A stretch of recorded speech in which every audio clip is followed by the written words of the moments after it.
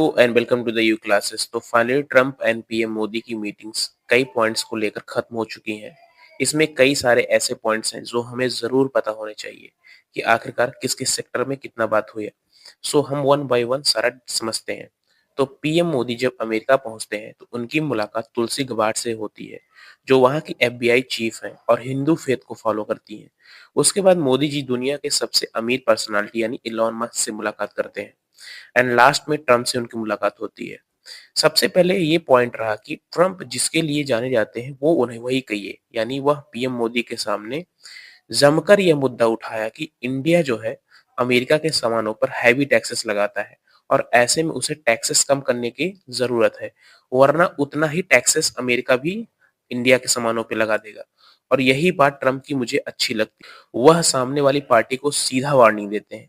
Second point ये रहा कि इंडिया उन सारे अवैध प्रवासी भारतीयों को वापस लेगा जो यूएसए में गलत तरीके से गए हैं।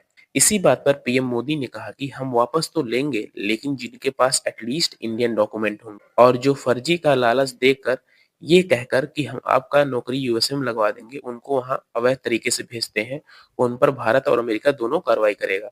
थर्ड पॉइंट ये रहा कि भारत और अमेरिका 2030 तक अपने व्यापार को दुगना करेंगे, यानी जितने बिलियन डॉलर का अभी बिजनेस हो रहा है दोनों कंट्री के बीच, अगले 5 सालों में दोनों देश उनको डबल करने की कोशिश करेंगे।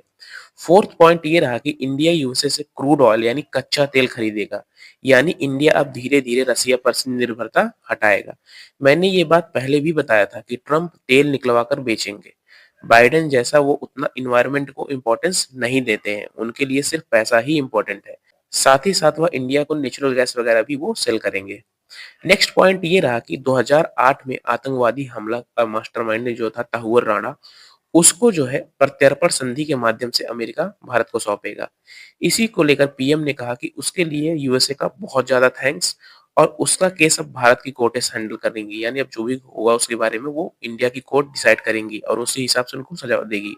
ऐसे छोटे पॉइंट्स और रहे जिस पर दोनों देशों ने डिस्कशन किया। फॉर एग्जांपल एआई के लेकर ये बात हुई है कि दोनों देश आपस में सहयोग के माध्यम से आगे बढ़ेंगे, और वहीं एटॉमिक एनर्जी जो है उस पर भी यूएसए इंडिया का साथ देगा।